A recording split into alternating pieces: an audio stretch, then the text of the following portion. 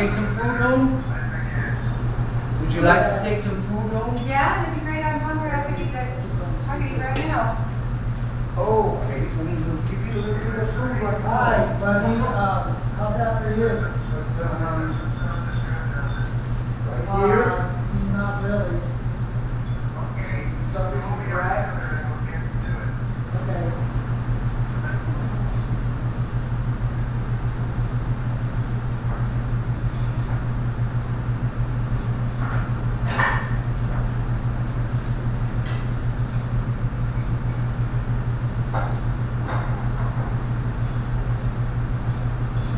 This is great. This is spoon right here. I Well, I can give you some hot food if you want. Oh no, it's still too hot. You sure? Yeah, okay. Bacon noodles. All right. Have I reached the party to whom I'm now speaking? Oh, what's your name? Oh, I'm sorry. My name is Jessica. Thank you. Sorry. Sunny. Have a good day, Jessica. Have I reached the party to whom I'm now speaking? Buzzy Link. Buzzy. Okay. Buzzy Linkart? I hope so. Have we reached the correct Did link? you? The correct link for Buzzy Linkart? Is that L-E-E-K or L-A-T? Or L? What is it? Don't mention the word link. Link or Scaramucci will be taking us. That's right. Your automatic recording device will turn on if we say the word link. We know you've already done the Fandango. In my head, for sure. So, now will you give us that friend's introduction again, if you could? Oh, sure. And how many people are there now? They all just left, all two of them. But one of them won't be back. I mean, besides me and my dogs. So you and the doctor are there? No, the dogs. I have two dogs and Master Chef Jens. As I was saying last week, we had a room full of people. But that's how things work down here in Joshua Tree. You had a what for the people? A room full of people. A room full of people. And today there's just me, myself, and I, and Master Chef Jens and my two dogs.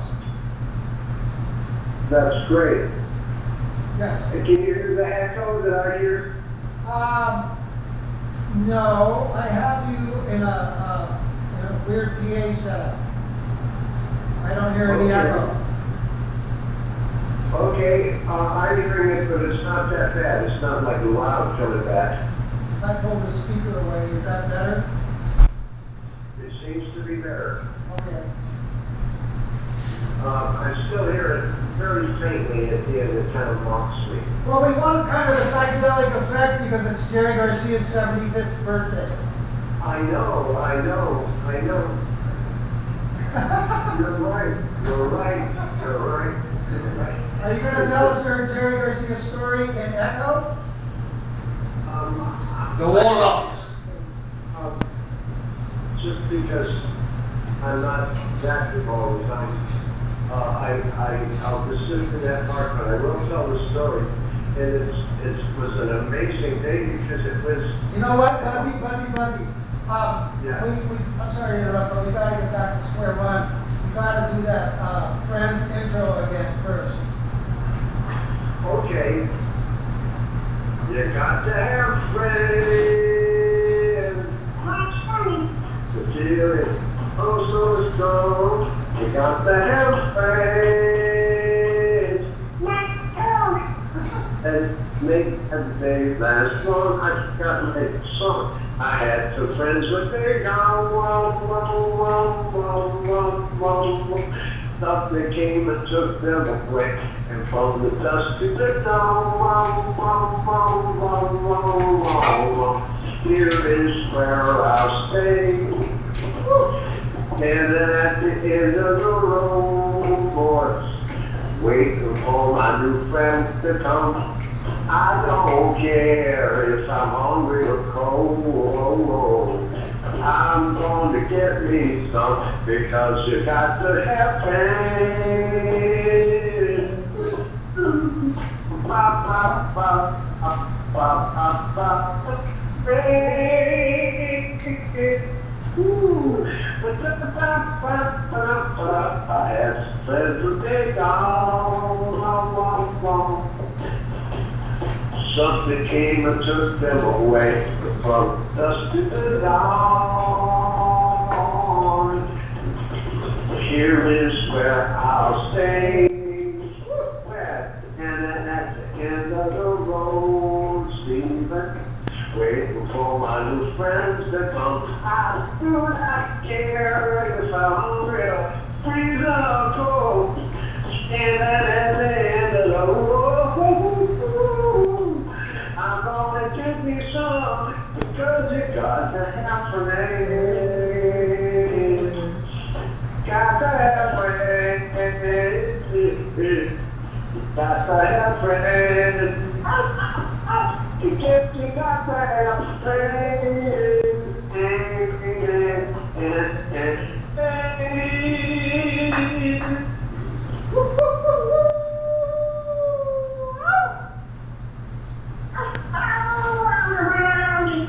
And there's the intro to that song.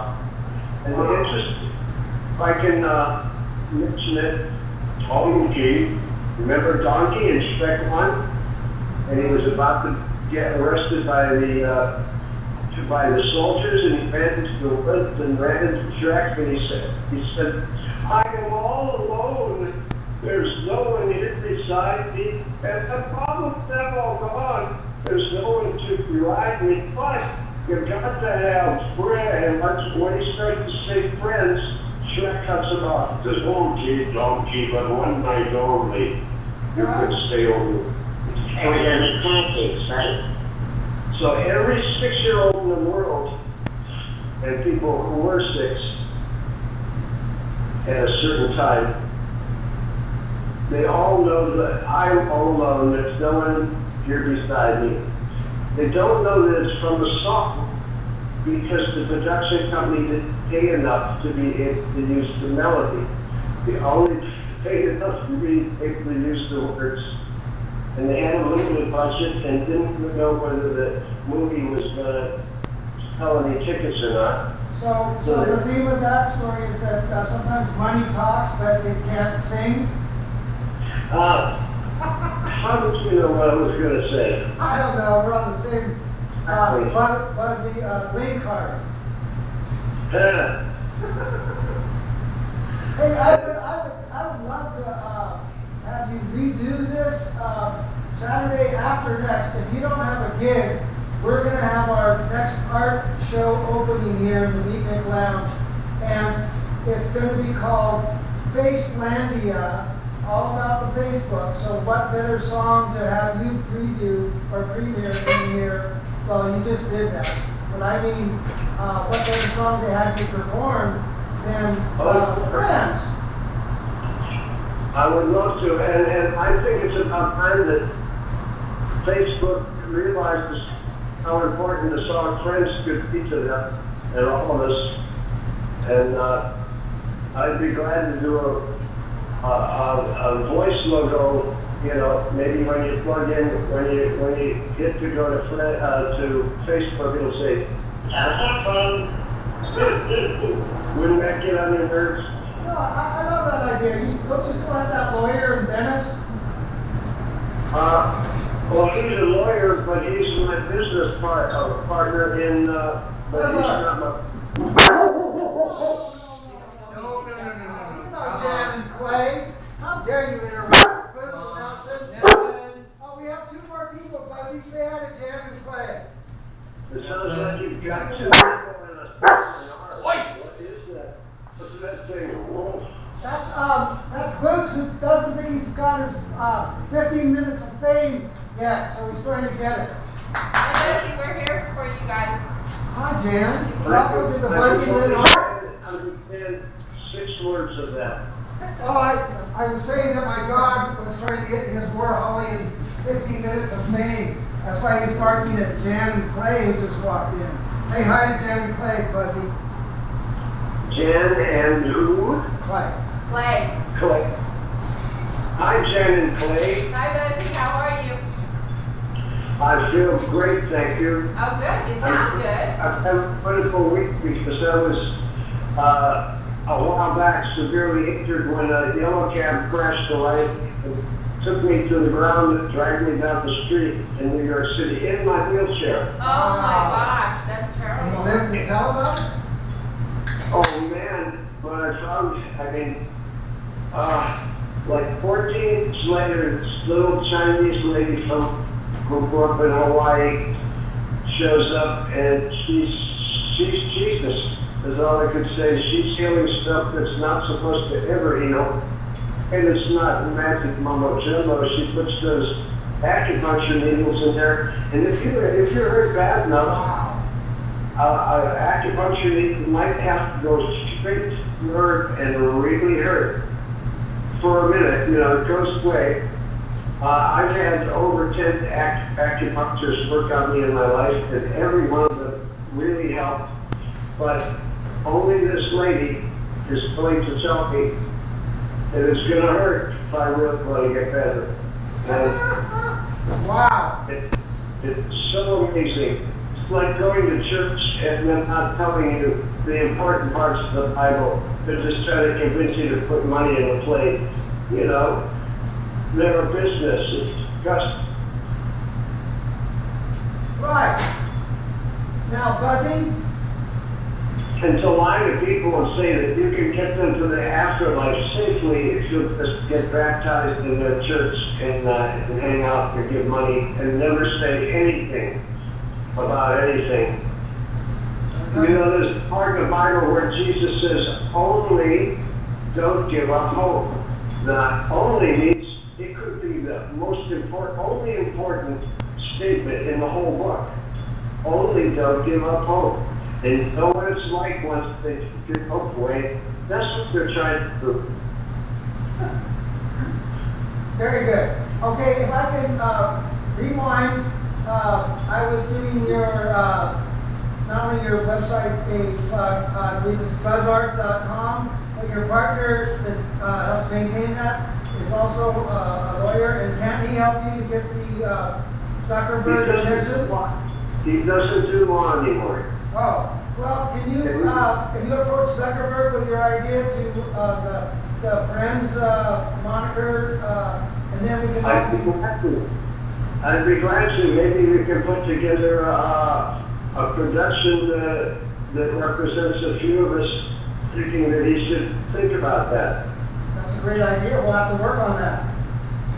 Because sometimes he's apt to or has to make moves that don't look really completely good to some of us. Well, especially on that island of Kauai that we both have lived on.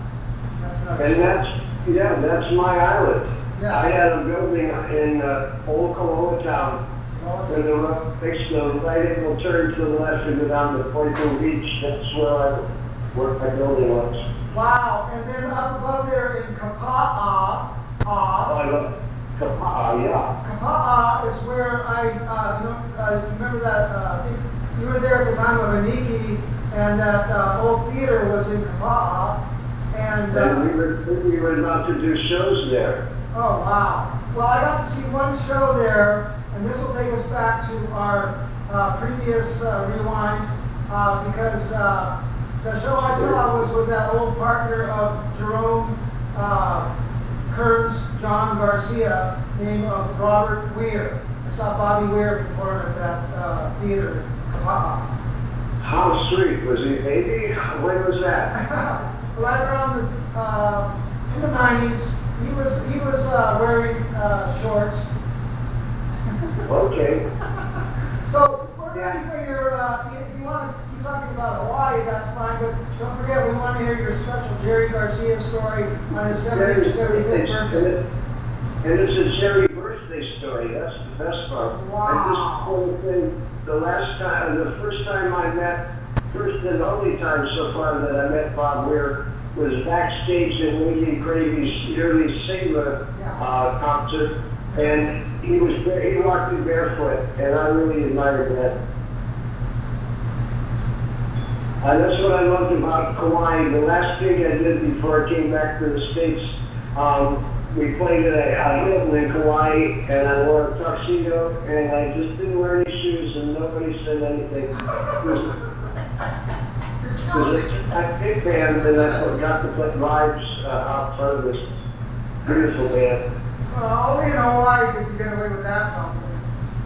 I didn't wear, you know, yes, and that's because the streets are filthy, and it rains for 10 or 20 minutes, 2 or 3 times a day, and everything's spotless.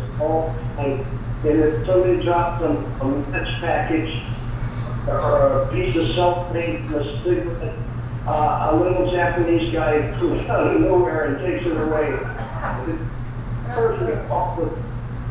Everybody takes off their shoes before they go inside there anyway. Yeah, most people do that. Let me tell the Jerry story. I can hardly wait. Okay. Is that all right? Yes, please. Okay. Now, I don't know what the year was. Let's see. I was recording an album called Buzzy, all capital letters. I had another album, all lowercase letters. Oh yeah, that was your first one. Yeah, in London. Oh my God. Yeah. And Maddox and Bond, and we actually used the not the same stuff, the exact same 4-track the Beatles Sgt. Pepper on. So I goosebumps because of that. So, but we're working on the Black Buzzy album at Record Plant, Studio A. Todd Rundgren is mixing, and John Lennon is recording somewhere in New York City in Studio B. I'll tell you more about that later. Because I've been in this movie called Bruce. Oh, it's long. I won't get into it yet. But he thought he knew. We'll have to do this weekly.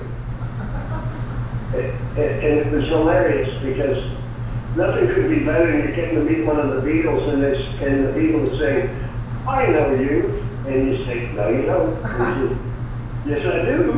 No, you don't. It was very cute. So. Did he really? Have you really met you? No, he hadn't. Oh. But his assistant, his assistant, a lovely lady who a lot of people have heard of called May Pang. Oh yeah, May. Chinese girl. She wanted it, thought that I felt like I wanted to get the Beatles back together. Not like I was going to, but it was my duty to try. And I didn't know if I'd get to meet Paul or John first, but I figured, I'll get close enough to say, you broke our hearts, Scott. We got to get back together. And so that was my purpose for a long haul. So, and my album, The Talk to Live Now, came out with Howard's Third Claim, the greatest album rock out of the 1970s, which thrills me. The Big Bang took a pop in it, and John Lennon would buy hundreds of records. And he had a record player at the wall, or whatever kind of stuff I know, at the Dakota, and 4 rows of records with, 20 to 50 records each row, and he would go through and decide which one to get here. He'd open the shrink wrap, put it on, listen to it, or something he wanted to listen to that he knew and put that on, and Maypeg would go in every morning and so she would put The Time to Live Is Now, which is a beautiful cover of Big back when it looks like, you kind of want to beat that guy or go where he is. And she would go in the morning and make sure it was at the front of the row. And then he would listen to a bunch of records and it would work its way down. And then she would bring it back to the front of the row again. And he saw it so many times that he thought he knew me when he saw me in the lobby at Record Plant, which is better. When he figured it out, he said, well, come on in then. And I go into Studio B where I just recorded half of the Buzzy album with capital letters. And we got to watch recording, just counting on drums and us working and all the guys, plastic cover guys. And I decided I don't want to overstay my welcome. I don't want to be the guy who stays too. So I don't know, maybe a half hour. And I'm thinking that I'm just such a fan of all musicians. But I've been contacted. It's weird. It's like I don't know if I want or not. I mean, like what I do, you know, when you meet one, what do you say? You know, don't know what to say, and have to be some time to talk about that later. But this particular night, I was going to record Jews starting at 7 o'clock at record plant, moved to a different studio. They had different aspects. Moved up in voice, might have the studio C because it's smaller and more intimate. So, but my friend was working the backstage at Roosevelt, where the Dead were playing on Jiffy's birthday. Okay? So it was like, which people for Jerry to come out. And I come to the back, and I get into the back, and my friend says, he says, all I can do is kick you over and knock on the door of his parents. See what he said. So we go over to the door, and my friend knocks, and Jerry opens the door, and this looks at us, and my friend, who worked backstage before all that stuff, said, this is a singer-songwriter, musician, Buzzy Interview, and I really think you guys should be. And Jerry motions me to come in, you know, really, he was quiet, right? Me, anyhow. And we go over and we sit down, and I have my acoustic guitar in my hands. And I mean, just all those years in New York, I just was hoping that somebody would record one of my songs. I worked with so many at one point that I couldn't do them all myself. And I didn't realize till later, you know, that's kind of an odd persona thing I got who always was in hoping, well, I don't say can I sing a song, but, you know, backstage and that, more famous, just somebody got me in and I say, can I play your song, right? I guess I'm more bored with it in favor. But I said, can I play with you? And he said, yeah. And so I pulled out the acoustic guitar, and it was a Martin that time he took me, no, B35. And I started playing, and there's a guitar, electric guitar stand to his left, and I'm on his right, and it's like a little kind of table between us. And he reaches over and picks up the guitar and swings it over his shoulder, doesn't plug it in, but he starts playing along with me, right? So I'm playing, doing 2-3 songs, just keep playing with me. Only time that ever happened before was John McLaughlin came off sweaty and walked into my dressing room where I was tuning and just doing some rhythm, warming my hand up to a tiny neck, and he played with me. But it was so odd because I think all this happening, I don't get to hear what he's playing. It was awful. I didn't want to say it was like the boy in or something, but so we're getting into the third song, and someone comes in the door and he says, okay, Jerry, you're up. And I said, I didn't even think that, well, there was nothing to talk about, but in 1967, someone lived. Well, in Fillmore East in New York, my band, the Seventh Son, started to go with the Grateful Dead and Jeff Beck. Jeff Beck's first appearance. Wow, Jeff Beck's first appearance after the Yardbirds? Yes, yes, it was Jeff's first New York appearance in his new singer. His new singer was a guy named Rod Stewart, who waited to see whether he could sing the blues, and he could, and I wish he had kept at it. Rod Wood was on bass, and one of my best friends was a road manager in New York for that period of time, Tom McConkie. I'm sure you see his name all the time on the internet. He's always sort of breaking away, shooting a photograph. How about, that's a great Jerry story. I don't want to interrupt too much, but I do want to ask about the Dylan connection with the Pro. Yeah. Can I finish the story first? Oh, I didn't know. Please, finish. Yes. So Don't he put him gets in a up, big bass.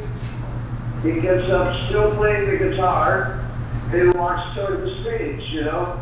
And I go out behind him, and I haven't talked to him, so I haven't said, Jerry, I'd love to stay and hear your band, because when we opened for you in '67, I didn't get to hear it either night because we were ordering our own equipment. And they didn't do super long sets at that time at football. And but I didn't get to say anything like that. And tell them that it was great to meet him, and I had to go because I was doing it in 27 minutes. And I watched him walk. You know, I was about 2 yards from Roosevelt Stadium. I could see it full of people. They were cheering. It was really exciting. It was his birthday. And he walked out of sight and up the stairs. When he walked out on the stage, then the roar was deafening. And I turned on the car and drove back to New York City.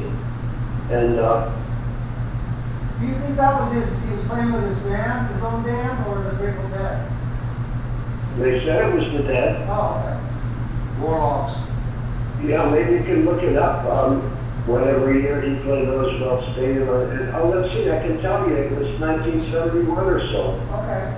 That was the year before my first show, which I just thought that was December, I was reminded yesterday, December 18th, 1972 in Long Beach.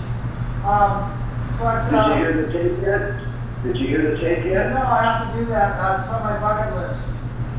Good. You know what? So I've been going through a lot of these Rolling Stones, as I told you, Rolling Stone magazines, and I just see this big full page spread of Delaney and Bonnie, and just because you mentioned Jim Keltner, and he is just ubiquitous, along with the Shindig Band. He was the drummer for, there's a picture of him with Delaney and Bonnie, and he's played with just about everybody. I was fortunate enough to meet him outside the Hollywood Palace decades ago, and he's one of my drumming heroes. But have you ever played with Jim Keltner as well? I have Keltner stories. I believe the night. I believe that it Bangladesh, a great movie, right? And concert as well. With the drummers who were Jim Keltner and Ringo, weren't they? Yeah, and Jesse Ed Davis, my sweet lord, but go on. Oh, don't get me started about that guy. No, we're going to have to do this with you twice a month at least, Buzzy, but go on. 1970, the specials. I'm just hoping this is listenable. There's a chance we should hook up a better connection, you know? You're wavering and cutting out a little, but you can hear it pretty Your well. voice is real strong, Buzzy. You sound Your good. voice is strong, Buzzy, on the other side of the speaker. Nice prayer. Almost nobody's stone works properly inside my apartment. This is a stucco apartment. If I knew what stucco did to reception, I never would have moved in here. That's what it is. Well, can I say let's move on? Let's not get stuck over there. Stuck? Oh, okay. Oh my goodness, here comes Deborah, whose phone you're speaking through right now. So we'll catch her up on everything later. So quick, Jim Keller, Hello. We called Devin Clay. Deb Clay, and Jan. And the guy shouting out these different epithets is Jens, who provides our wonderful speaker from Wall of China Mart, $129. And now back to our program. I stole it. I stole He it. didn't steal the book, he stole the I speaker. stole everything. Capitalist swine. He's an anarchist. He's part of the Black Flag Bloc. But anyway, a quick Jim Keller story maybe before the Bob Dylan Pearl Harbor story. I don't know. I like stories. I had met him in the studio with Finn. Yeah, you finished that one? And so, Martin, Did you finish the John Lennon in the record plant story? yes, the Rookie Plant story. Did you finish that one with John Lennon? Did you finish that story? Pretty much, yeah, because I didn't want to stay too long, so I just said thank you and left. You know, if I was going to stay all day and night, and you know, So I get nervous around famous people, and I don't want to be. well, then how do you live with yourself? Anyway, you know, Very you said nervous. You said that May Payne turned John Lennon on to Buzzy. Yes, but he had still not heard it until the day he met me, and he listened to it after. And you know, my dearest friend Rookie, who died too many years ago, who co-wrote Friends and 10 other great songs with me, at least 10. We did thousands of songs together. He wanted to write a book on the fact. He called me and he said, Buzz, and I said, what? He said, John Lennon is writing musical messages to you in your song, in his songs. I said, really? He said, yeah. And he says, tell me true. He said, that's 9 games. And if you match them up, the chords from 9 games are from Tell Me True on we call it the Black Fuzzy album. It's the Capitals because it's very dark colors. And you didn't sue John Lennon for plagiarism, huh? No, I had to talk to him because Moogie convinced me that there was messages in 3 of those songs. That's the only one I remember. But I was busy I was busy to start a sequence of losing everything and leaving New York City after Rolling Stone tried to ruin me. Oh. They did a good job. I mean, no record company, they started a rumor that I was a heroin addict. And the reason everybody was so pissed was because I claimed to be clean and sober and anti-heroin and stuff like that. And so a lot of people were really offended because I helped so many people get off whatever they stuck on. It was just, when I was little, my mom told me you had to help everybody and you had to love everybody. He was saying, who do I love? Yeah. My mom convinced me that it was the only way when I was tiny. And I love to stop to help people. It's more fun for me than absolutely anything else. I just have to be careful because some people will take advantage of something like that.